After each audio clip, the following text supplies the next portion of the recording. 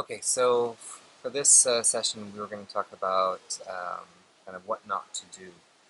And I've done plenty of things. I've tried all sorts of different methods of developing local currencies, and definitely run into a lot of obstacles along the way. And there's ways that I've overcome those, but hopefully you can sort of bypass a lot of these issues. Um, I wanted to just start with the issue of printing. So if you are planning to do a paper currency, um, there's a few things to think about. And one of them I really try to push is the idea that you don't want to print more than you need.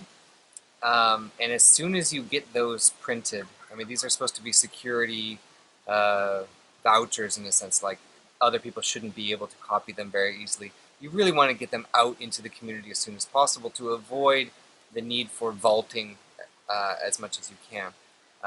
And so we generally print enough for a year, and those ones that we print that are enough, for that projected year, they have renewal stamps on the back. So those that we use for a year can be renewed for several more years after that.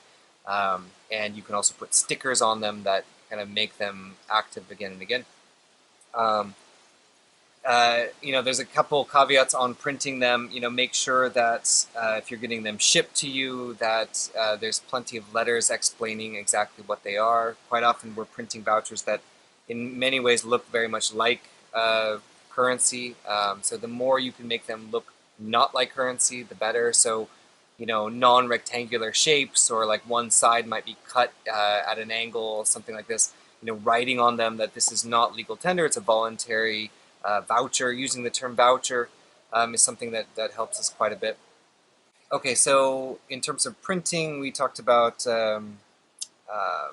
what can you write on the bills to make sure that they're legally compliant in the country, to make sure people realize this isn't some sort of form of counterfeit. Um, Keeping excellent records of what was printed and how much was issued and how much is unissued is hugely important. Um, I have on my list here of things not to do is getting arrested. Don't get arrested. It's not a good idea. It's no fun.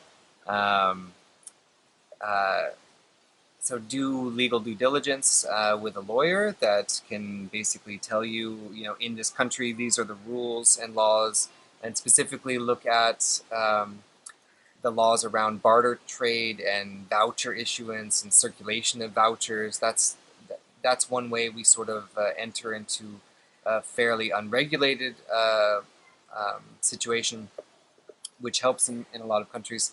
Um, and research similar programs in that country that have already happened. Usually there's a lot of programs like in the past where you can ask them for the research they did, the legal due diligence they already did. Contacting local officials at all stages is really a good idea. So, your local mayor, your local governor. In Kenya, it's your local chief, your local police officers, your local chief of police, so that they understand and already know what's going to be happening over the next few months. Um, I tend to show them old videos that we've made of previous community currencies. I put them in touch with groups that have already done these types of programs. Um, allowing them to see the vouchers before they're an issue. Basically, you don't want to shock anybody. In a lot of cases, we're not really asking for permission. We're just saying, hey, this is a program that's coming here. It's similar to this program over here. And we want you guys to be involved and understand how it all works. Another big thing not to do is expect community currency to spontaneously kind of ignite into a thriving market.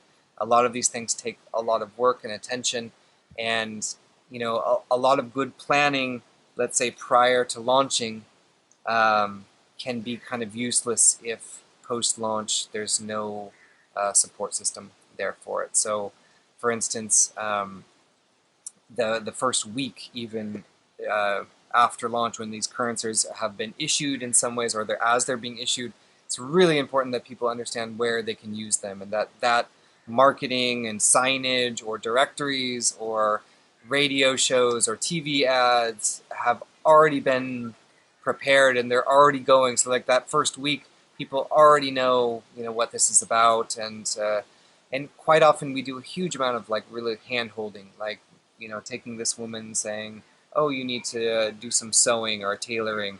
Let's go over here," and these are the people using the currencies and helping people connect with each other. Um, Planning your intervention and budgets for how long you're going to be active in these programs or even needed to, at least a year, but better something like 2 years. I generally tell people if you're starting a currency, it's kind of like having a baby, and you may never leave in quite a few cases. So it's something that you really need to make sure that if you're going in as someone bringing something in, that there's a nice nest for it, and there's going to be a way to keep it sustainable over time. Um, Professional standards on implementation and budgets, making sure you're receipting everything, and you're making sure that you can really also explain at the end of let's say the first year or second year, what are the impacts compared to the cost. It's really important to make that clear to people. Um, Depending solely or depending on any single partner or any single group, it's kind of like don't put all your eggs in one basket. I've been involved in currencies where they were really depending on the local government to champion them, and they got a huge amount of support from local government, but there was elections, and the local government completely changed, and all of a sudden the program was gone. So, look at the risks of government. It's wonderful to have government support, but make sure that it's going to exist without it. And we've also worked with kind of larger organizations and retail outlets and things like this that ended up not being part of the program kind of at the last minute. And so we really, I try to look for a really large diversity of partners in a community and really focus on it being useful for the smallest units. We talk about not focusing also in terms of the community on, like, let's say one group or one cooperative, because quite often groups and communities can be very exclusionary. Sometimes their entire purpose in a way is forming an identity sort of against everyone else. And so if you make a community currency that's flowing within this group, it can really limit people's acceptance of it. So the idea is that you want currencies to be accepted by many groups, and it's using the currency is kind of creating a new sort of regional identity rather than just a very specific in-group identity. Rules. I tend to think at this point that the least amount of rules that you can create in your system, the better off you are. The more rules there are in the program, like we've gone through rules like teaching people to only accept a certain percentage of their sales revenue, or only 10% of item prices and things like that. And quite often, there's a lot of rules we use as sort of like training materials, like when you're starting to adopt a currency as a woman selling vegetables, you may say, okay, only going to accept, let's say, 20 shillings out of every 200 in tomatoes, or I'm only going to accept 200 in the morning and see if I can spend it, and then I'll accept more the next day. And so there's a lot of like little training rules we end up giving people or have in the past, and quite often those rules get kind of like locked in place, and people start saying that that's the only way they use the currency. And so it's really like the training you give to the community really needs to be a bit of long-term thinking in terms of, if you want eventually this currency to really flow in the community and people don't have to really think twice about it, essentially they just need to know that what can they always get for it. If there's school fees they're paying for it, or they're buying their staple food like flour, can they always get it? How much can they always get? Exchange rates also are something that we really try to avoid. That's why at this point we're pretty focused on them being one-to-one with the national currency, because if you introduce an exchange rate, at least on the paper currency, you get into the problem of not being able to combine it with the Kenyan shilling on a transaction. So a lot of trade that we do is a combination. This one shop will accept 10% or 50% or just whatever as a combination, like a top up to the missing Kenyan shillings. businesses, it's really important that you understand the cash flow of your target. So if you're looking at street vendors as a primary user of the currencies, and you're looking at schools, they have incredibly different cash flows, right?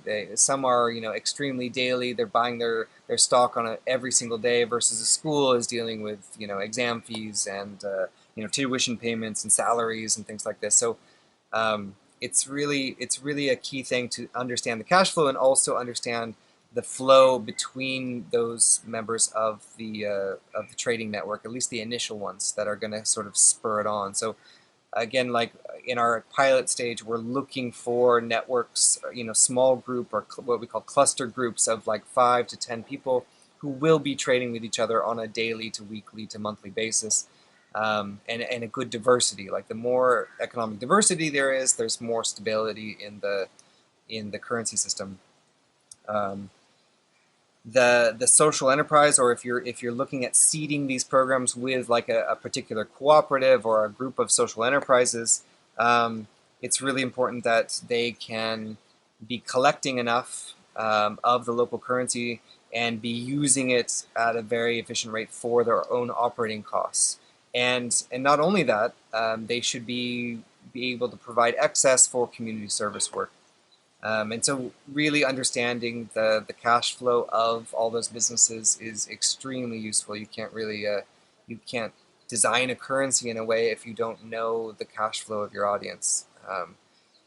If people are going to be using it only once a week, that really changes the dynamic of how things work. So in some rural areas that we work in, people are only coming together at markets once a week, and so that changes who and how much we plan to issue in the community.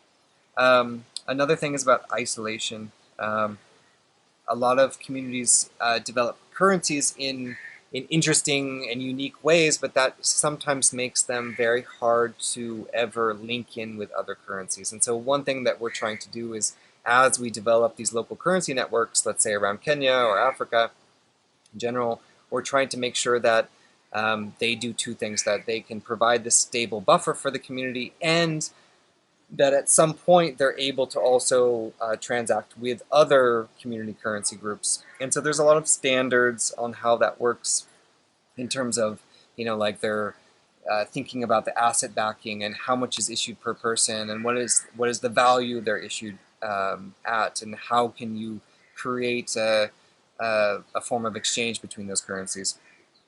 Um, so that's kind of it in a nutshell. There's probably a lot more things not to do, and hopefully we'll cover more of that in the rest of the MOOC. Yeah.